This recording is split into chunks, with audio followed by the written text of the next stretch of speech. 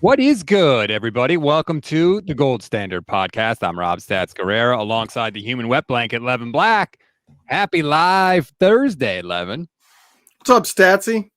How you doing on Thursday? You've already been live once today, I saw. Yeah, well, I go live every Thursday with Steph on her channel, the 49 Carats channel, which you should subscribe to, by the way, and like and subscribe to the Gold Standard YouTube channel as well. We're going to dive into Kyle Shanahan's comments about Steve Wilks, Kyle Shanahan's comments about the mental toughness of this team, and of course, the quarterback situation. But before we do, I just want to remind everybody, please rate, review, and follow the Gold Standard Podcast Network wherever you get your pods. If you want to help the show, leave us a 5-star review and a rating on Apple Pods. If you do, we will read it on the show. This one comes from Rob from the city. 5 stars, honesty and insight. Come to this pod mostly for Rob's passion and honesty about our Niners. He speaks for many of us out here who also see both the team's exceptional accomplishments and their sometimes spectacular failures.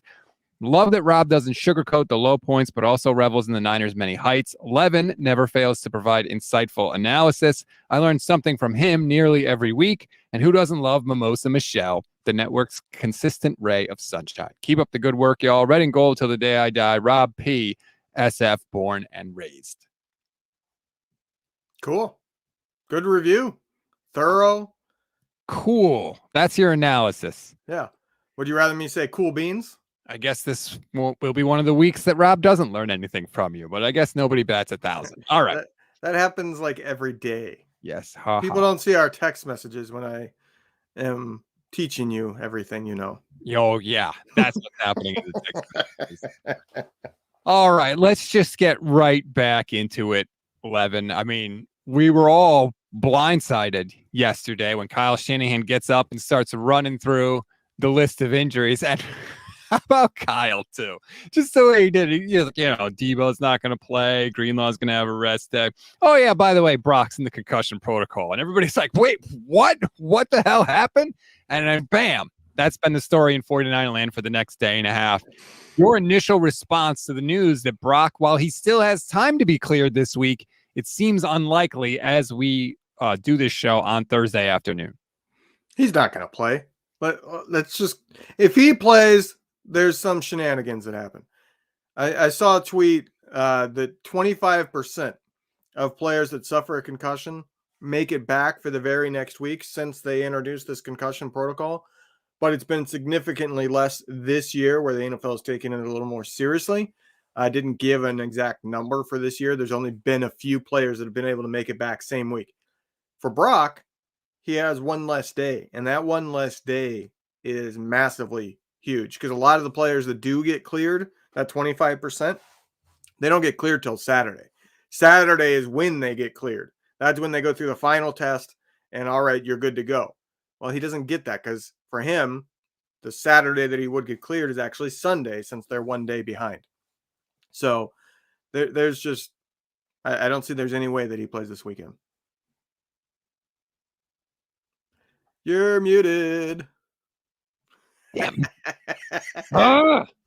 This week's off to a good start. Adam Schefter had the tweet yesterday. First, he tweeted that nobody had come back, and then people pointed out that that was incorrect. So it turns out he did a little research before sending off a tweet to his millions of followers. And yeah, 25% of players, excuse me, so far this season, several players have returned for the next game. Passing through the protocol is the criterion dependent, not time dependent. And that was the thing that I was trying to find, Levin, because I tweeted out the graphic that the NFL has for what the 5 stages of the return to play are that you have to pass. But it doesn't have a timeline. It doesn't say like 1 day after concussion, you have to do this. 2 days. It just says you have to pass these 5 stages. And it's basically no activity, a little more activity. And you basically ramp things up as you go through the 5 stages. So I don't know, like, can they move things along quickly enough to where he gets cleared on Friday or Saturday? It's possible. It's possible, but like I said, I just don't think it's going to happen because, one, they didn't even – I think the worst part of it is that they said he didn't even show symptoms until he was on the plane. Yes. Right? So it's like a delayed concussion, so to speak. I mean, obviously he felt the effects right away to a certain degree, but didn't realize, hey, something's off here until he was on the plane. Like, they let him do the post-game interviews. If he had a concussion – he would not have done those. So they had no clue. Like, that much is the truth. They had no idea he had a concussion until much later. So that, to me, is worrisome. And that's why, like, there's no way he plays this weekend. Like, this could be one that lingers. We won't know that. Everybody's different. It's impossible to predict how each person reacts to a concussion. But the fact that it was delayed is concerning. Like, it's not just a, hey, I got hit, I felt a little bit off right away, I recovered quickly, but I'm in the protocol. No, it's you got hit and you didn't even feel it until later. Waltony 101 watching on my Twitch page, GSN 49ers. Shout out to all our Twitch viewers and listeners. Trying to make a little vein in my forehead explode by saying, why bother risking it when you've got such a stud waiting in the wings? We'll get to Sam Darnold in a minute. Thank you for just raising my blood pressure. But you're right, and that was something I was going to point out. When you have a concussion, you can be very sensitive to lights. And so that's why they don't let you do the post-game press conference, because there's TV lights in there and there's cameras and all that stuff. So they usually don't let you do that. The fact that they put Brock out there means that they didn't know. And so, yeah, you're right. People, I think, didn't really, I don't want to say they didn't believe it, but, we got the first word that the symptoms didn't appear till he was on the plane. I think people were skeptical about that because, Levin, there are a lot of people that I think are making a mistake. And I think it's something that we should talk about if we're going to evaluate this team objectively. A lot of people out there are saying, oh, he got concussed on the quarterback sneak. That's why he threw those 2 interceptions. He was playing great before that. I think that's a mistake. First of all, because we don't know how much the concussion was affecting him at that point to just say that's the entire reason he threw those passes. And second of all, it's not like Brock hasn't made multiple similar throws in his career. They may not have been actually caught by the defense, but he's made those throws before. I think it's impossible to say either way. I had a back and forth, just a little brief one with Brad Graham yesterday about it. Like, look, I played sports. I didn't play at the NFL level, but I had many concussions, a lot more that were undiagnosed because I played, mostly my playing career was mostly 90s before they really cared about concussions.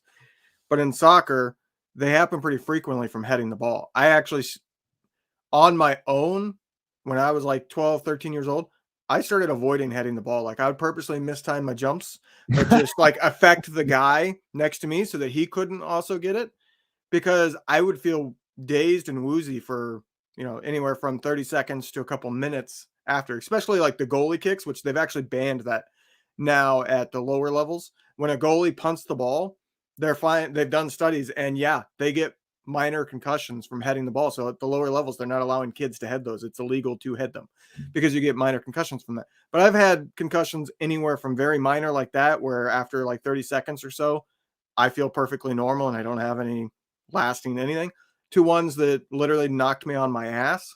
I was out of it. I have gaps in my memory from when it happened. Like, I had no memory of one time somebody took a volley shot, which, if you know soccer, volley shots are a lot easier to get speed on it. So the ball was probably traveling close to 100 miles an hour.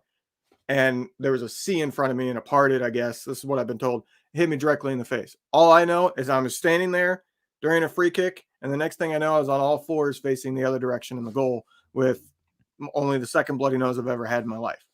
That one lasted a while. That one affected me. That one, I didn't keep playing. I was sitting on the bench struggling to stay awake, and my teammates are, keeping me awake and things like that. So I don't know what severity he has.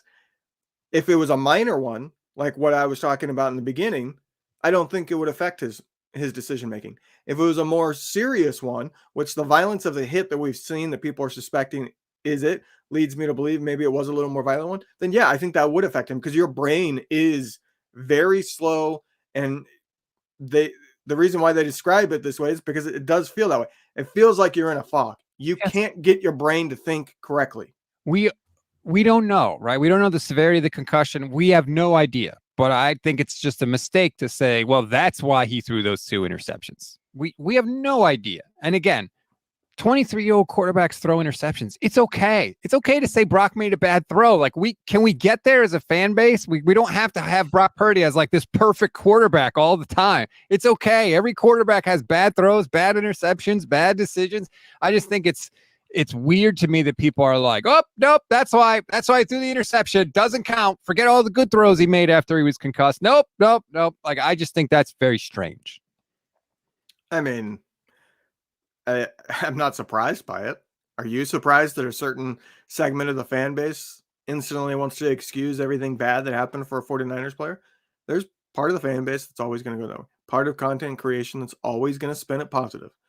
And I think I've said it before. I think in terms of the content creation, there's room for all of that. There's room for the Grant Cohn, and there's room for the people that are overly positive, and there's the room for those of us in the middle. And I think all of that goes into one big pot, and that's why 49ers content is the best in the league. This concussion thing, yeah, I'm not surprised that people instantly went, fully excused for both interceptions. Right. Not his fault at all. We don't have to do that. There is a happy middle ground that we could live in. So, for the purposes of our discussion, let's just assume that Brock Purdy is not able to go. Yeah, we don't need a Tua situation.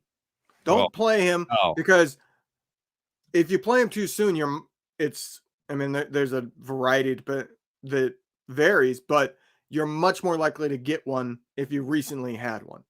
So if you bring him back too soon, he's much more likely to get one this next week. You got the bye week after this.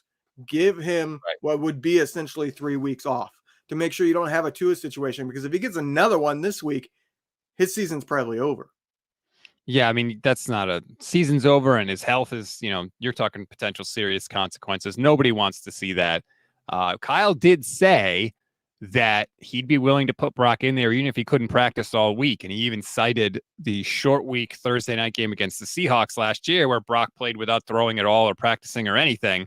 So it sounds like if he can get cleared at all, Kyle will be willing to play him. But let's just assume it's Sam Darnold. What are we thinking? I don't want to be here. I don't want to have to be talking about that guy. It is what it is. I will say that luckily Cleveland is one of the worst rush defenses in the league. So run the damn ball, Kyle. Give Jordan Mason some opportunities. Keep your guys fresh. Don't run Christian McCaffrey into the ground. Give him some rest by using Jordan Mason and run the ball down the Bengals' throat. I hope they do. But, look, Cincinnati's going to be gearing up to stop the run now because of that. I'm sure, Kyle's game plan is going to want to be run the ball, don't have Sam Darnold put the ball in harm's way, short throws, easy completions, build the confidence. And on the other side, since he's going to go, you know what they're going to want to do? Run the ball, throw the ball short, build up his confidence. Like, you're not going to fool anybody with what that game plan is going to be. You'd certainly feel a lot better about it if one of the guys he was throwing too short was Deebo Samuel, but obviously that's not going to be a thing. And I will say this about Sam Darnold, because anybody that's watched any stream we've done or listened to any podcast, my thoughts on Sam Darnold. I don't think he's very good. Can he be passable for any one game? Yes. Can he be absolutely horrible and cost you the game for any one game? Yes. That's the scariest thing about this. There is a world where Darnold goes out and throws for 250 yards and 2 touchdowns. Sure. I mean, Brock had a touchdown last week. He threw it behind the line of scrimmage to Christian McCaffrey, and he was basically untouched the whole way. Like, I'm not saying that that's not possible, but the floor is also extremely, extremely low for Sam Darnold. And he could take a game that maybe the defense is doing their job and kicking ass and all that stuff, and he could torpedo it for the 49ers, and that's what scares me. Can we just put to bed this stupid, moronic topic this week where people are saying, if Sam Darnold comes out and plays great, he's going to remain the starter. They're not going back to Purdy if Darnold does awesome because Kyle's sick of Purdy. And you know damn well who started pushing that narrative because you talked to him yesterday. It's BS. There is zero chance Darnold remains the starter if Purdy is fully healthy after the bye. Darnold could go out and throw 5 touchdowns and 400 yards. Kyle's not going to turn it over to him. It's ridiculous. That topic has been pissing me the hell off all this week. Don't even sit there and say you agree with it, because if you think there's a chance that a fully healthy Purdy doesn't get his starting job back after one game, then you've lost your mind. Here's how I think it goes. I don't think it goes, Sam Darnold plays awesome and Kyle says, we are benching Brock Purdy. Sam's the new starter because he's proven it. That's not what would happen. You know how it would go, Levin. It would be Sam played awesome.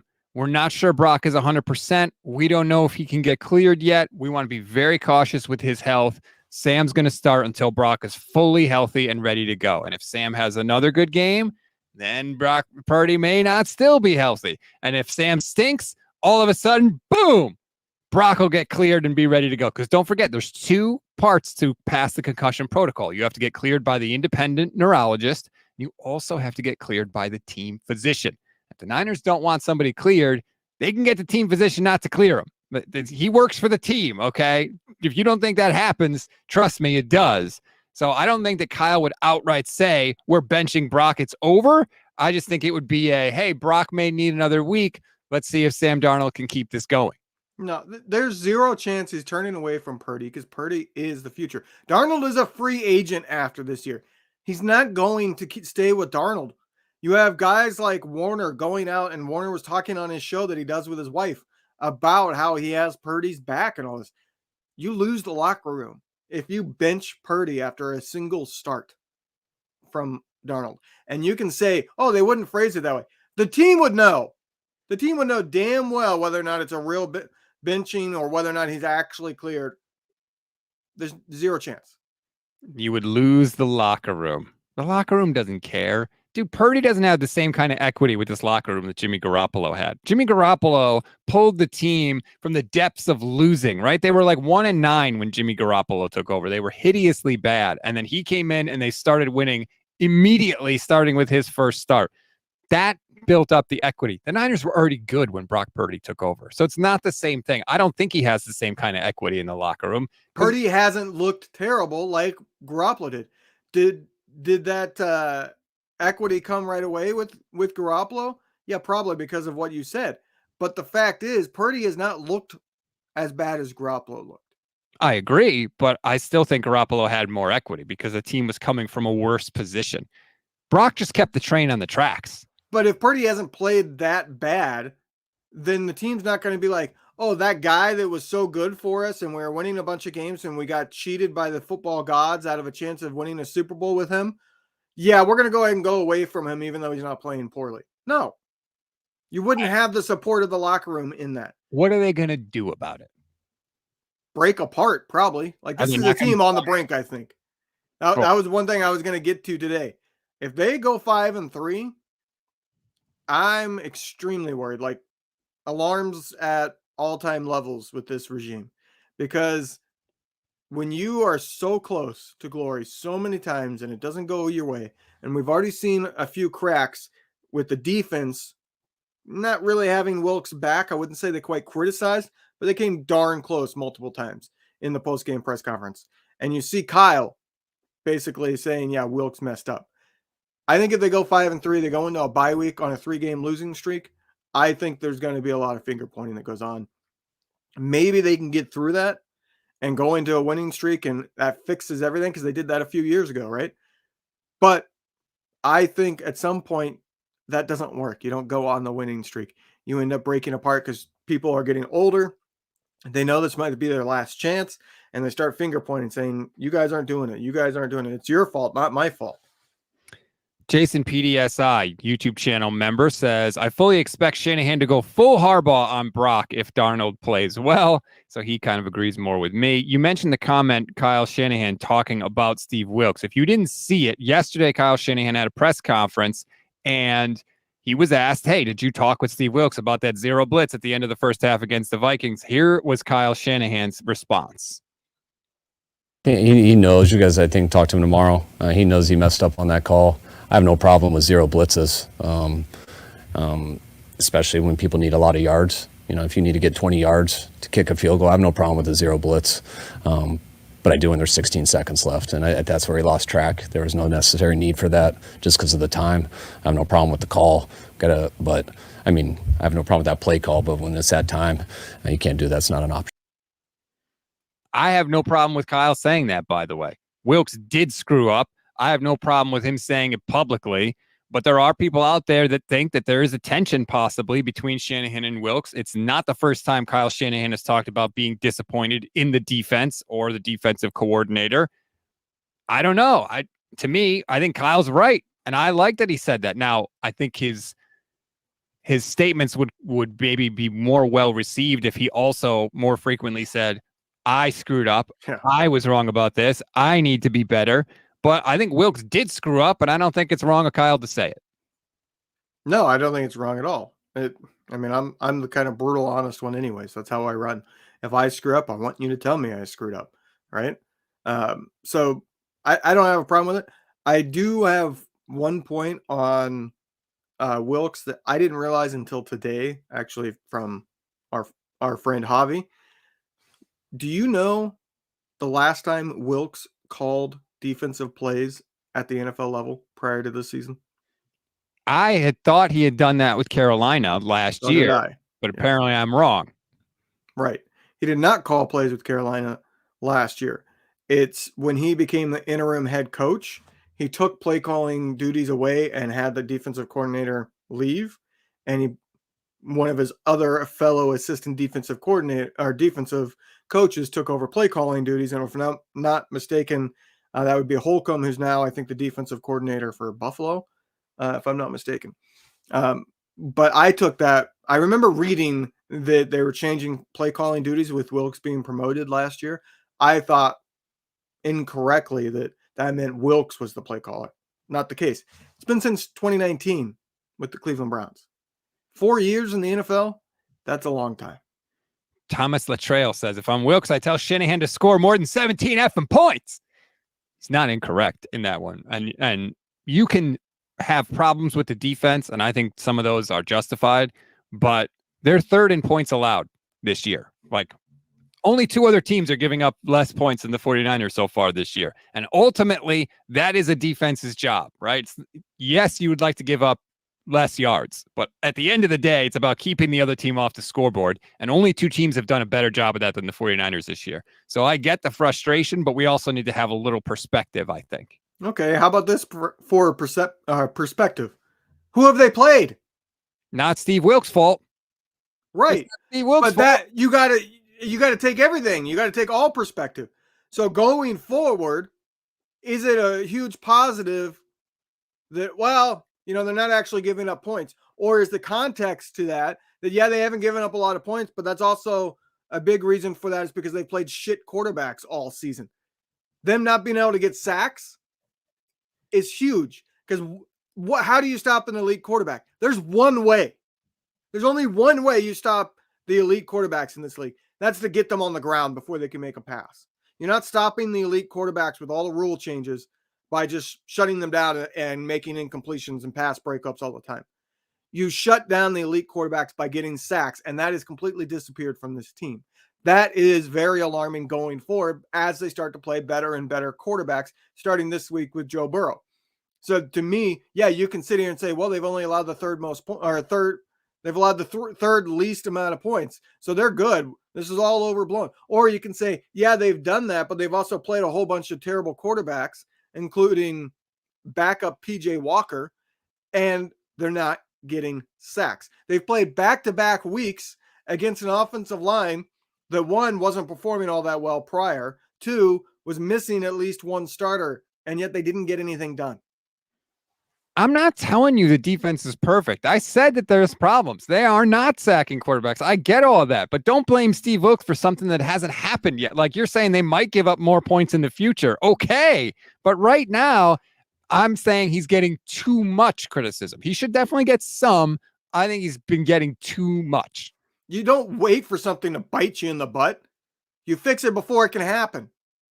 Right now, if you look at this defense, you should be very concerned about their ability to shut down an elite offense. And that's what it's going to take to win these big games, especially in the playoffs when you face elite quarterbacks and good offenses on the regular. Right now, what we're seeing is not a team that's going to be able to shut down the great quarterbacks, because the great quarterbacks, if you play soft coverage, they're going to eat you alive on that soft coverage. And the Niners are playing soft coverage over and over and over again. And I think it's naive and stupid at this point. You should know better than play soft coverage in the NFL in today's world. The quarterbacks are too good. And then on top of that, they're not getting to the quarterback. So that's making them have easier times to find the guys and find that open guy, because there's always somebody open against this defense right now. So you can say that while it hasn't been a big problem, right, But the point is that it is going to be a big problem. It is a problem. They've given up more points than they should have. Even though they're still ranking good, they've done worse than they should have. And that's going to get much worse when they play the better offenses. The highest point total they've given up so far is 23 points to the Rams, who kicked a field goal on the final play of the game. That field goal just continues to make me mad because it just ruins like all the stats, and I have to always add that explanation. It's very frustrating. This is the big problem, I think, with the 49ers defense. They have not married the coverage plan to the pass rushing plan. And what I mean by that is what you talked about. You can send 4 and say, we're going to get after the pass rush. But if you play soft coverage, you're giving the quarterback easy answers when he says, oh no, here comes the pass rush. He has an easy option to get rid of the ball, and that guy's going to be open to catch it because you're playing soft coverage. When you need your pass rush to get home with 4, you want to be up on the wide receivers and jam them so the quarterback says, oh no, and then looks around and has no one to throw to and has to hold on to the ball, which gives your pass rush time to get there. This is the thing, Levin. Steve Wilks is not stupid. I'm sure he knows this. Like, why did he think that would work would be my question. That's really alarming to me. Is he somebody that's really stubborn? Hey, I'm a secondary guy because that's what he is. I play this type of coverage. I'm not changing. And at the same time, the Niners said, hey, our defensive line does great with this wide 9. You're not changing that.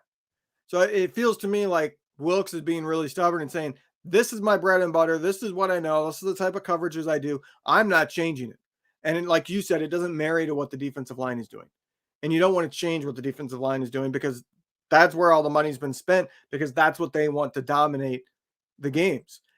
To me, if you want proof that alarm bells are sounding, Kyle Shanahan changed the meeting schedule so that he can be in those defensive meetings. And that, to me, tells me he's not confident in Wilks to make the right adjustments and decisions going forward. I didn't see that. Can you say, where did you see that? It was in his press conference yesterday. I saw it reported that he changed it so that he can be in some of the defensive meetings during the week. Oh boy, that's not a good sign. I mean, it's a good sign that Kyle is trying to rectify an issue, but it's not a good sign that he's been happy with what's been going on, and that maybe Wilks has been a good fit or hasn't been a good fit. The other thing is this, and I think people are overlooking this because I think we have an image of what the 49ers defense was in our heads from last year that's not accurate. Here is my point. If you look at the 49ers defense last year, just in terms of sacks, and again, we all know sacks are not the end-all be-all, but they are very important. If you look at them just in terms of sacks, it was basically Nick Bosa and nothing else. If you're watching on the stream, you could see Nick Bosa, 18.5 sacks last year, led the team, was fantastic. Next on that list was Samson Ebukam. He only had 5. He's gone. Mm-hmm. Next on that list was Charles Omenihu. He only had 4.5. He's gone. Next on that list is Drake Jackson. He had 3.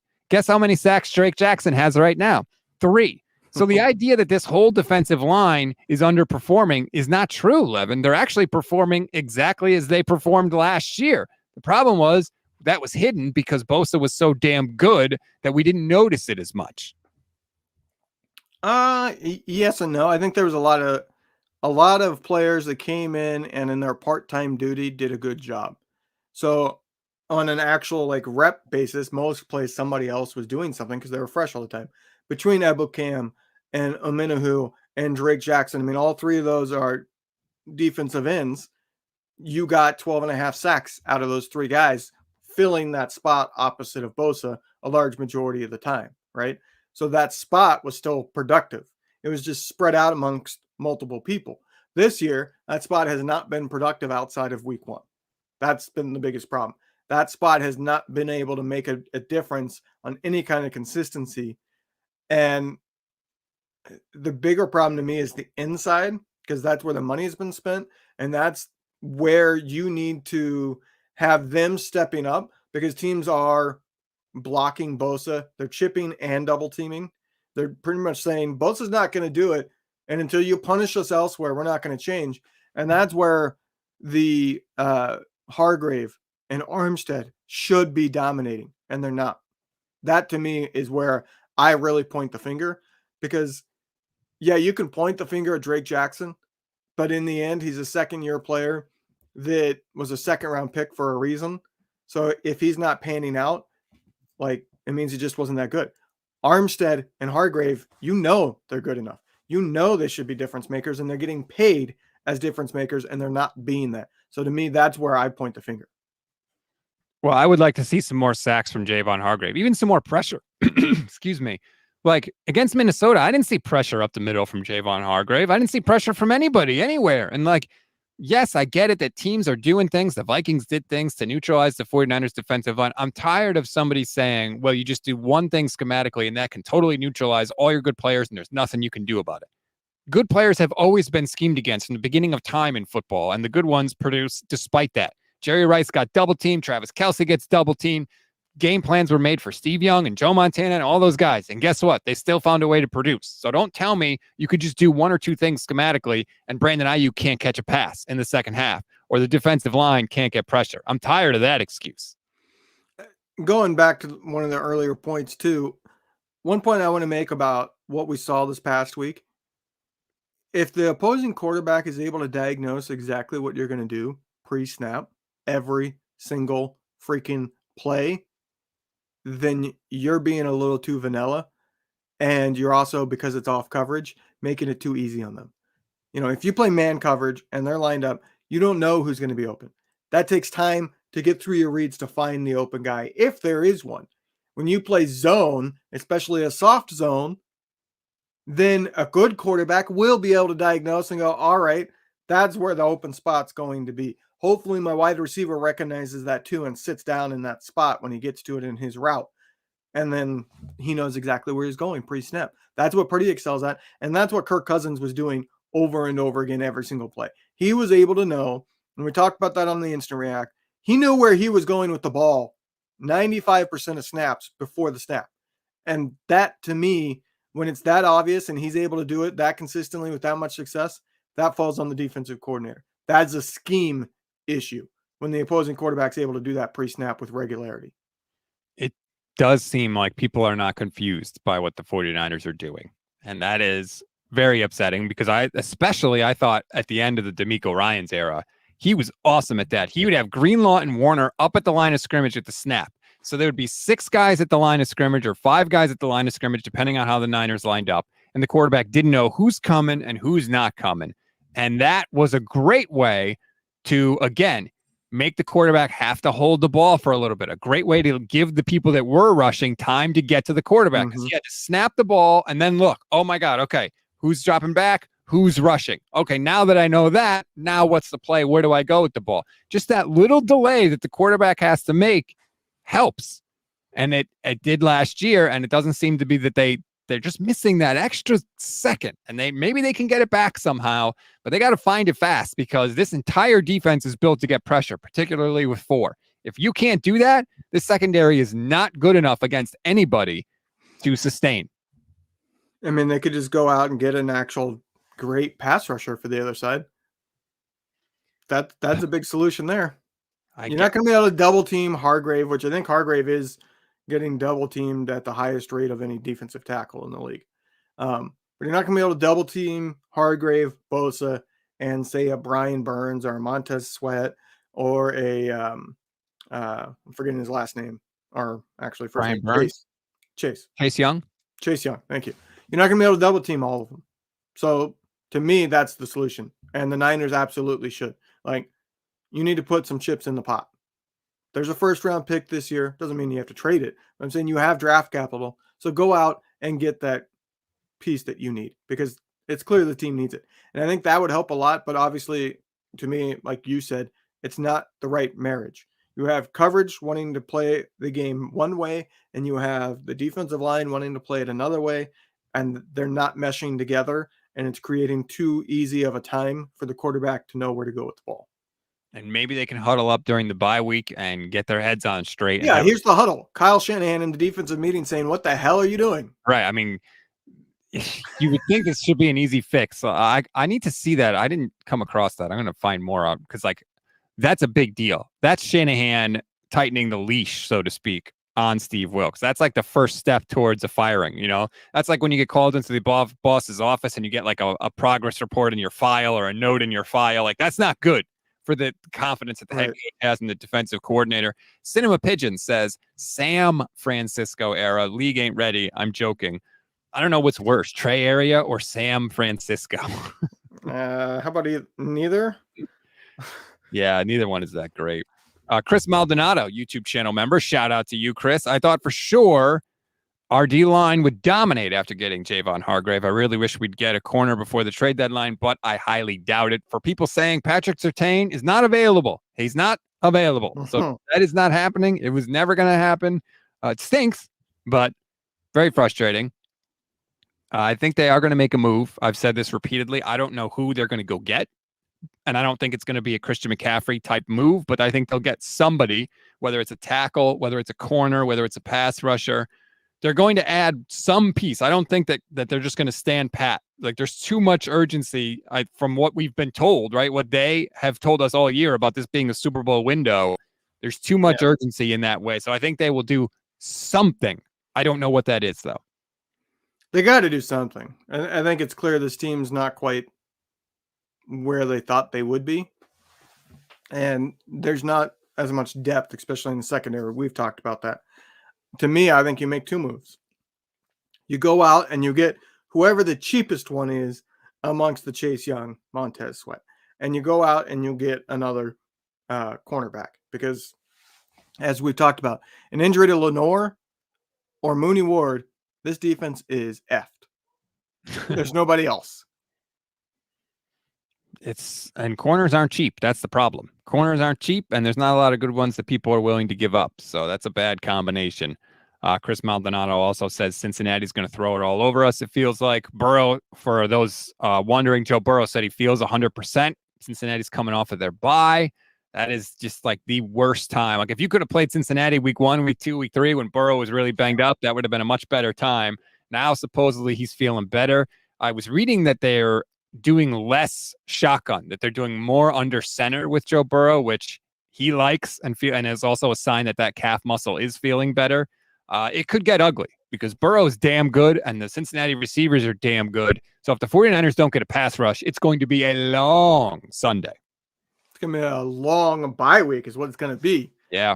That's what I'm scared of. Like, they lose this game, I'm going to be miserable for 2 weeks, even more so than normal.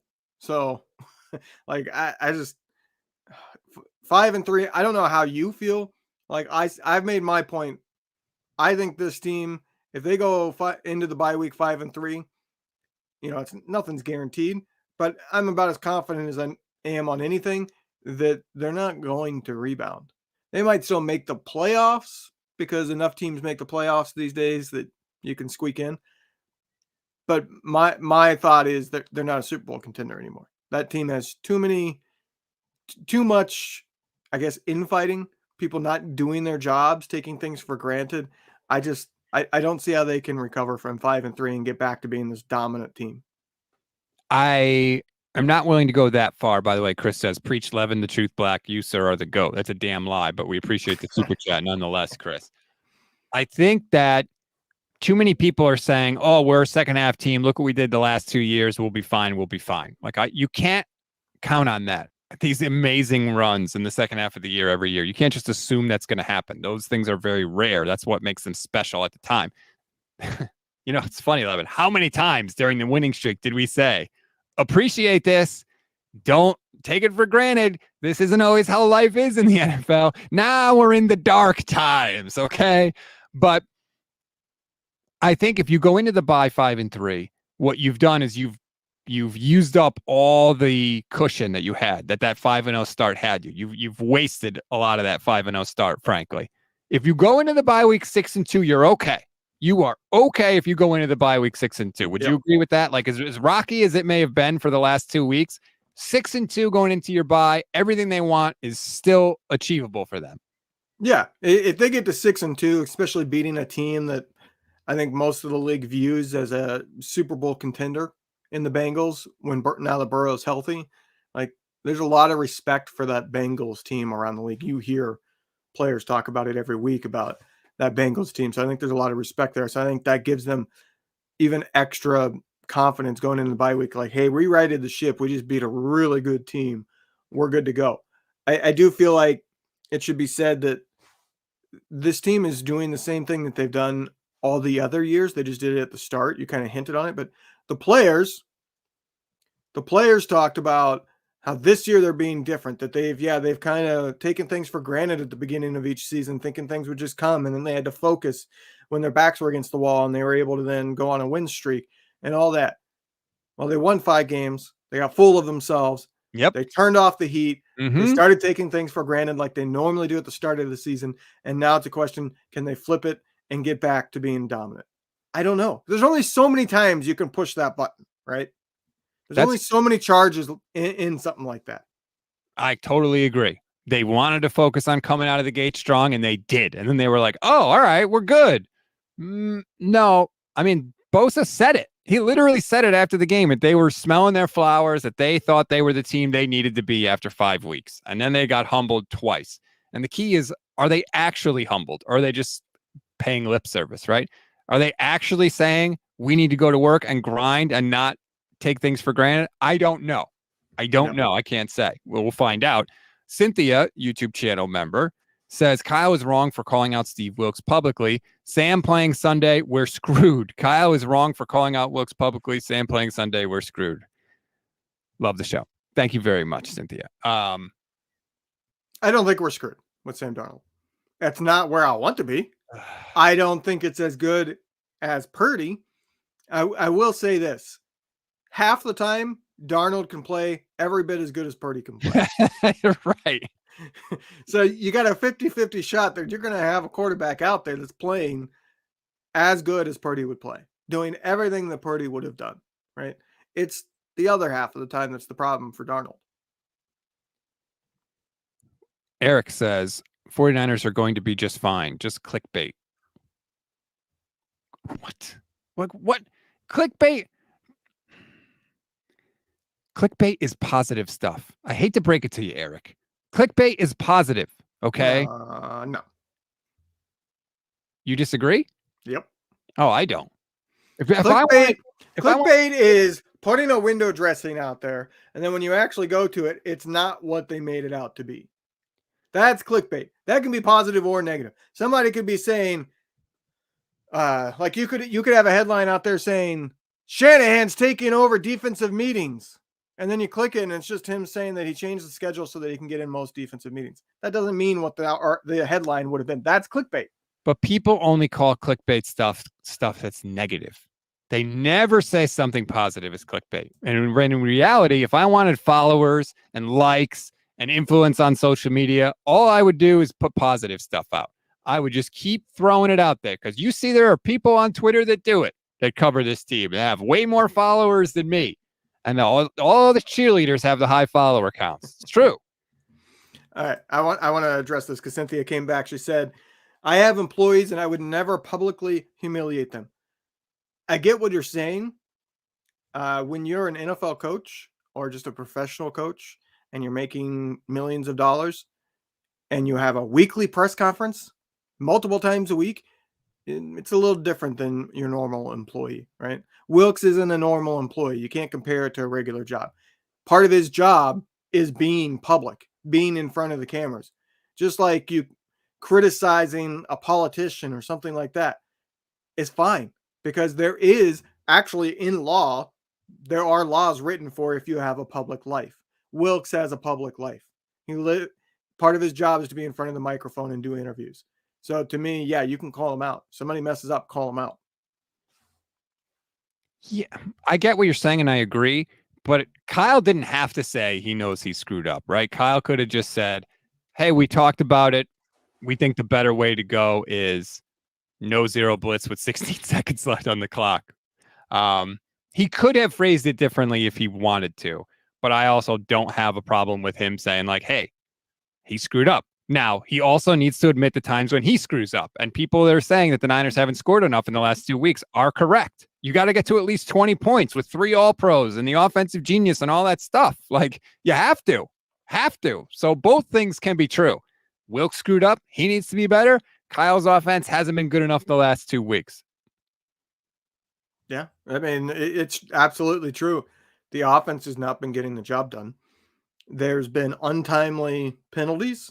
there's been untimely turnovers, and there's just been not finishing the drive that then also results in a missed field goal.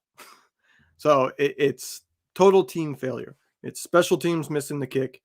It's not getting in the end zone, so you're relying on your kicker to make the kick. It's, like I said, penalties, the holds, the false starts that we have seen. Not getting the plays in fast enough. Not getting the plays in fast. That's true. That definitely happened a lot this past game, especially. Like, I don't understand that. Never have. Like, just call the damn play. What's the problem? I don't understand. Why does a coach take 30 seconds to make up their mind what the play call is? Make the play call in the first 10 seconds, get it in, and give your quarterback time. This is what I don't understand. No matter how long your play calls are, every quarterback can wear a wristband with all the plays on it. I don't understand why you don't just go, Brock, 72, run 72, play number 72, and then Brock can just look, and then he can read the long play call right off his wristband. You don't have to relay the long play call over the radio system in the helmet, which may or may not go out, which you may or may not be able to hear. I don't know how anybody ever struggles to get a play in. To me, it seems like there's a mechanism in place that would allow you to completely eliminate that possibility all the time. Yeah, I'm not going to lie. Like, that sounds great on the surface, but it's also one of those areas that I'm personally not experienced in on whether or not there might be a very logical reasons why no team has ever done that. And you and I just aren't thinking of it in the moment. And somebody will respond with it and be like, oh yeah, yep. That makes sense. Do. I would welcome it. Like, I want to be educated. It just seems because you can change the numbers every single week. So it's not the case of, oh, somebody got your wristband and now you're screwed. Just change the numbers every week, change the little things. I don't know, but it's also, I mean, part of it is, and maybe this is why, they have a lot of plays that have multiple options in it. And all those weird freaking words that you hear are telling you, okay, it's this coverage, it's this route for the X, it's this route for the Y, and that is giving you the diagram of the play. And it might not be one that you pre-designed because you're changing the protection on this because of how the game has gone and what the defense is doing. You need to change the protection, or you need to change this route or that route. And so the plays are too open to being changed in one little manner to ever put on a wristband and be that simple. I'm not saying there's no possibility I'm wrong. I'm saying it seems like an obvious fix. There must be a reason why that doesn't always work, and I'd like to know what it is. Talking Head says, Levin, in regard to Sam Darnold taking Brock Purdy's job, after 7 years of nonstop quarterback controversy and saga, I can't understand anyone who says there's something that may or may not happen at the quarterback position. How loyal was Kyle to Jimmy Garoppolo? It feels like now that Jimmy's gone, a lot of people pretend like, yeah, Kyle wanted to move on from him right away. But he didn't for 4 freaking years. He picked him over Brady. Right. Like, Kyle is loyal. Once he thinks you're the guy, he's loyal. And it takes him a long time to go away from you. So, yeah, I don't think he's going to go away from Purdy because Sam Darnold comes in and does a good job. And I do think there is something to be said about the fact that Sam Darnold's a free agent to be. If you stick with him and he does it, and you do well, now you got to pay him, and that throws off the whole timeline of what they were planning. Purdy, I guarantee he believes in Purdy, and that's the cheap option and the guy that's proven it already. He's played well. Sam Darnold hasn't proven anything other than he stinks. And yet, here he is on the team. As the backup, yeah. But nonetheless, why would you want a guy that stinks as a backup? If he stinks, I don't want him on my team at all. Who has a backup that doesn't stink in the NFL? Most teams have a starter who stinks. Desmond Ridder is getting defended like crazy by Arthur Smith. I don't know if you saw that press conference today. He literally said, I have more film on Desmond Ridder than anybody else because I'm his coach. And the only people that are saying that he's not doing well are people that don't know what they're watching. Desmond Ridder is playing like crap. A lot of teams have better backup quarterbacks than Sam Darnold. Sam Darnold. I disagree with that. Are you serious? Sam Darnold has been horrible. He's been really bad. Yeah. You've always liked Sam Darnold, and it makes Is PJ Walker a better backup? Hell yes, no. No, he is not. You know why? Walker's not a better backup. Because PJ Walker doesn't have a bunch of 4 interception games where he throws for 84 yards. Yes, he does. I think he actually has one of those. Darnold has more. He has 1 out of 7 of his starts that was 4 interceptions. He threw no touchdowns and 2 interceptions against the Niners. He is a terrible quarterback. There's a reason why he was on their damn practice squad prior to starting that game against the Niners. PJ Walker has never had a 4 interception game in his life. I thought he had a 4 interception game and he got pulled. No, he has a 3 interception game, 1, but he doesn't have a 4 interception game. That's what I mean. Sam Darnold ain't it. I've never seen a quarterback get 56 games of experience and people still be like, he might still be good. Like, I've never seen that before. Did you see the Jared Goff interview on Rich Eisen this week? No, what did he say? I thought it was interesting in particular because of Sam Darnold. They asked him, hey, you were a number 1 overall pick. You took a while to get going. You had a coach who gave up on you and traded you away. All of that. How long do you think a quarterback should get as a starter before you can make a definitive decision on them? He said 3 seasons. Takes 3 years. That's 51 starts. Darnold has more. So I thought that was interesting. Darnold has just enough to meet that criteria. So you should know that Darnold's not a starter, but as a backup, there's backups that are worse and there's backups that are better. There's a lot of backups that are better. Gabriel Garoni says quarterback play isn't the biggest issue right now. Sam, for one game, doesn't worry me. Beating the Bengals will require the defense and running game to return to form, not chucking the ball all over the place. Without question, there are other issues on the team. The running game, to me, is the most concerning because the whole offense is centered around that. The running game has to work for everything else in the offense to function. And Christian McCaffrey is doing his best, Levin, but, it's not been good the last 2 weeks. Let's put it this way. If the run game was what it's been in the last couple seasons, this team's 7-0 right now. Both those games came down to trying to score right at the end to win the game, right? The run game has been terrible, and that's what we saw with Jimmy Garoppolo. When Jimmy Garoppolo plays like crap, 2/3 of the time, the run game was great and still won the game for them, right? Jimmy Garoppolo could make those mistakes because they're going to come out and they're going to run for 5 yards every single carry and just smash mouth, beat the crap out of the other team. That bully disappeared.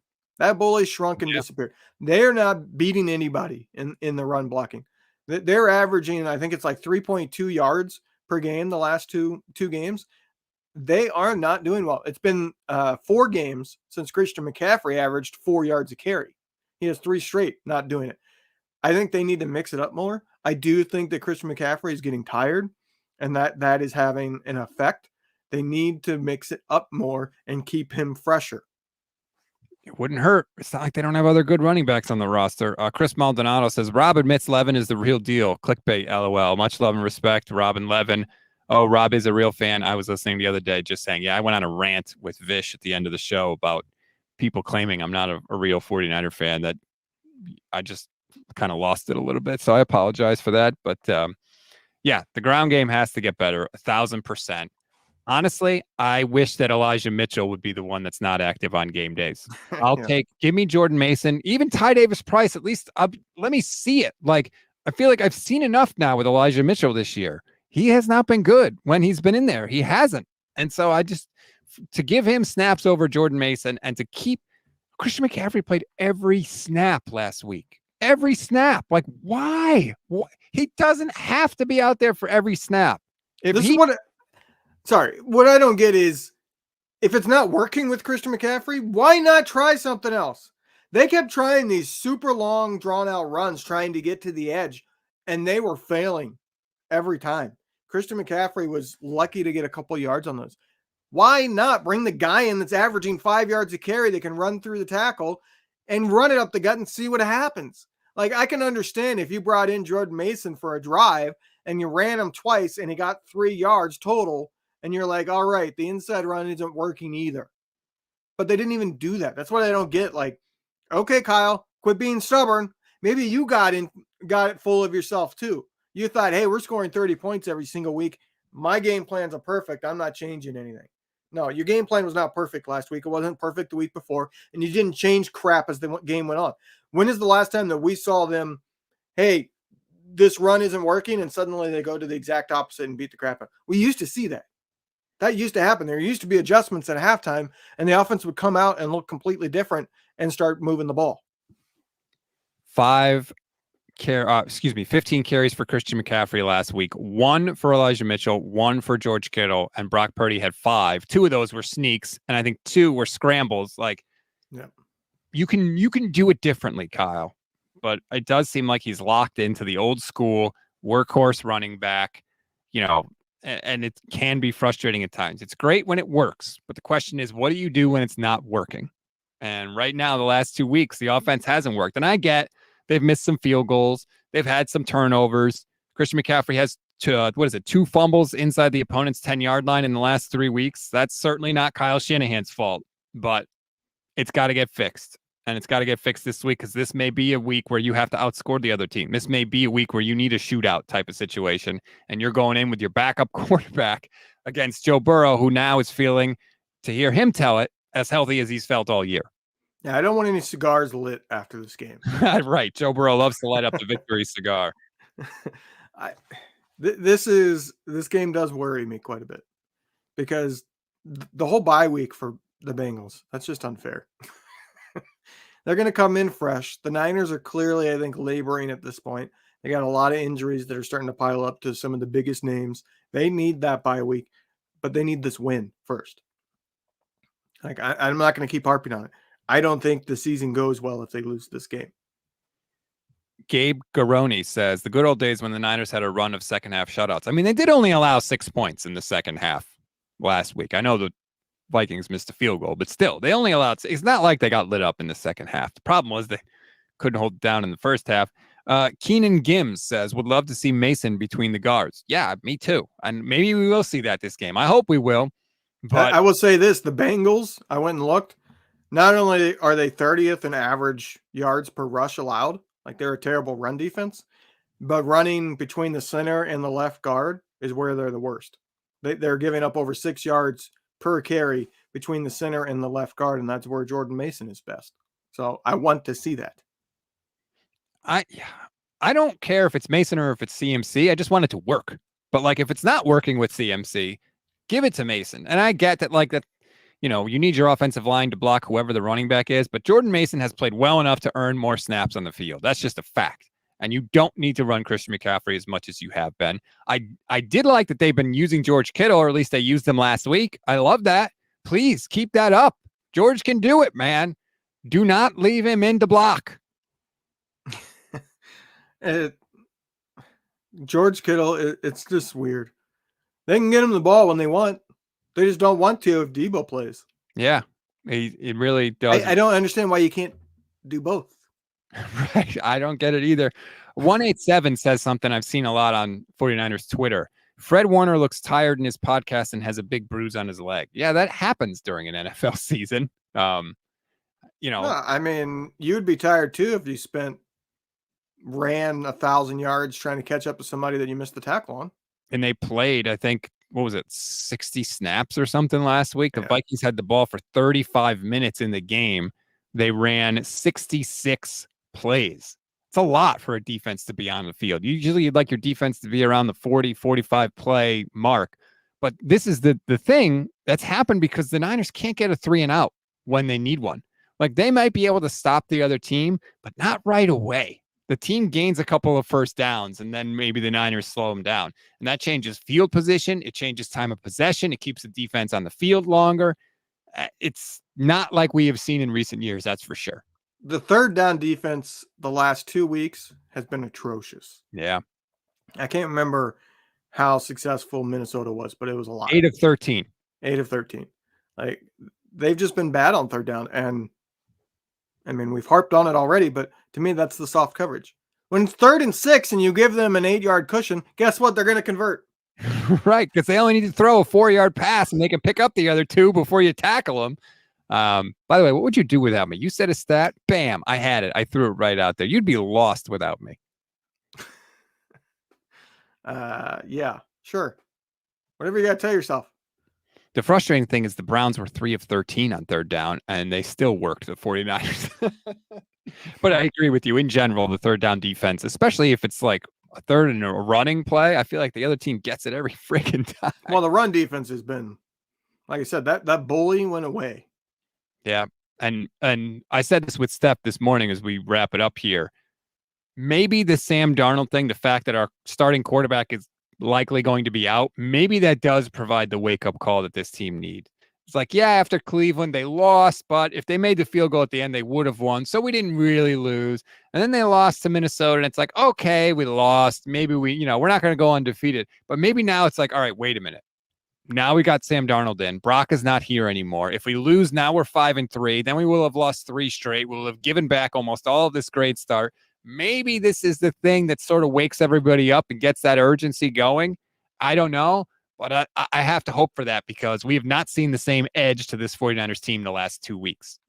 To sum up what you're saying is maybe the rest of the team's looking and going, oh, no, it's Sam Darnold. We need to raise our game up because that guy can't be counted on.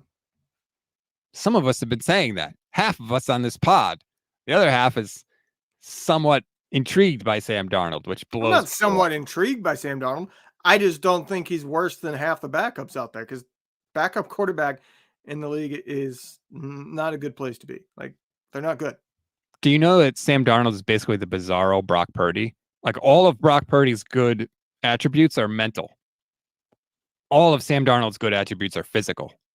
The things you have to worry about with Sam is not his arm strength, right? It's, does he make the right decision? Does he throw the ball right to the defender? So it's going to be weird to see that shift. And it's also going to be refreshing to see a quarterback that could sling it a little bit because you're going to see some of Sam's throws. You're going to be like, whoa, that was a laser because we've kind of gotten used to Brock Purdy. And he kind of throws a different speed.